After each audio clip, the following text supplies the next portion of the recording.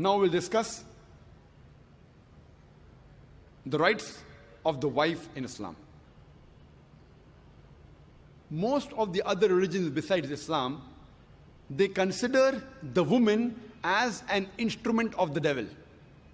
But the Quran refers to the woman as a muhsana. Muhsana in Arabic means a fortress against the devil. Because a pious woman who's on the straight path, she prevents the husband from deviating and going on the wrong track and keeps him on the Sirat al-Mustaqim. Therefore, she's called as muhsana, a fortress against the devil.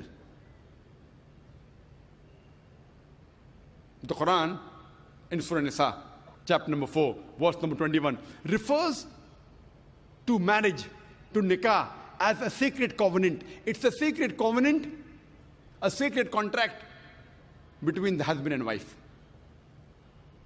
The Quran says in Surah Rum, chapter number 30, verse number 21, that we have created for you mates from amongst yourselves, so that you may live with them in tranquility. And He has put love and mercy between your hearts. The beloved Prophet Muhammad, he said, it's mentioned in Sahih Bukhari, volume number 7, in the book of Nikah, chapter number 3, hadith number 5066. The beloved Prophet said, O young people, whoever has the means to get married should get married. The beloved Prophet also said, there is no monasticism in Islam. And the Prophet said, anyone who marries, he completes half his deen. Once during question answer time, there was a person who asked me, that does it mean that if I marry twice, will I complete my full deen? What did the Prophet mean when he said that marriage completes half your deen? Marriage prevents you from promiscuity, from fornication, from homosexuality. Only if you marry do you have an opportunity to be a husband or a wife.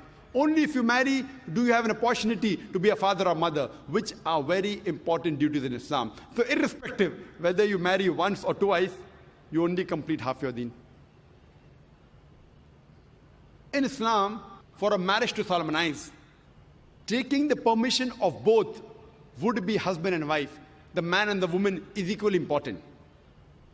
The Quran says in Surah Nisa, chapter number 4, verse number 19, do not inherit the woman against their wishes. There's a hadith which is mentioned in Sahih Bukhari, volume number 7, book of Nikah, chapter number 43, hadith number 5138.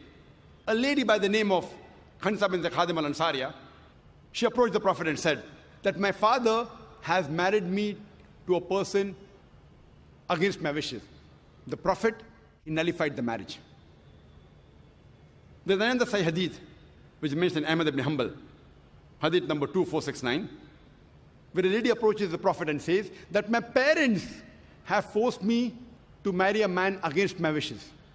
And the Prophet said she has the option of either continuing the marriage or nullifying the marriage. There's a similar hadith mentioned in Ibn Majah, hadith number 1875. It's the same hadith. A woman approaches the Prophet and tells her that my parents have forced me to marry against my wishes. And the Prophet says, you can either continue the marriage or you can nullify the marriage. And the woman says, I continued the marriage, but I wanted the woman to know that the parents cannot force their daughters to marry someone who they don't like.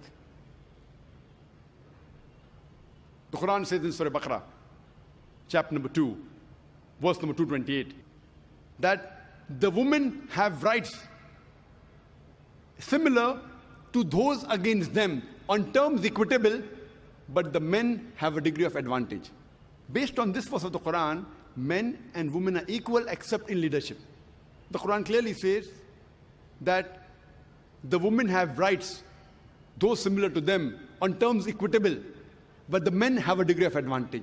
Now, many of the Muslims, they misunderstand this ending phrase that the men have a degree of advantage, and they think that men are superior. And they quote the verse of the Quran, "Ar-rijalu qawwamuna 'ala an-nisa." that the men are superior to the women. So Allah has said, the men have degree of advantage, the men are superior. What they're quoting is the verse of the Quran which was recited by a wonderful Qari from Surah Nisa, chapter number 4, verse number 34, which says, Ar-rijalu qawwamuna ala nisa, that the men are the qawwam of the women. What is the meaning of the Arabic word qawwam? Qawwam comes from the root word aqama, which means to stand up for. How we have aqama before salah, we stand up for salah.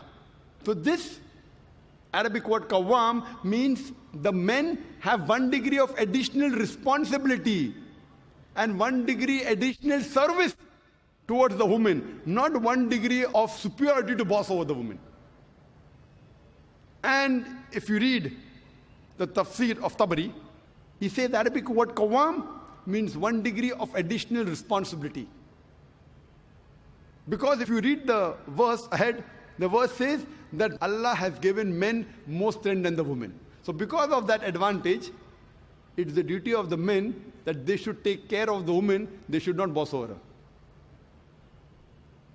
Furthermore, Quran says in Surah Nisa, chapter number 4, verse number 19, that treat your wives with equity and kindness even if you dislike her. Means even if you don't like your wife, yet treat her with love and compassion. And treat her kindly, even if you dislike her.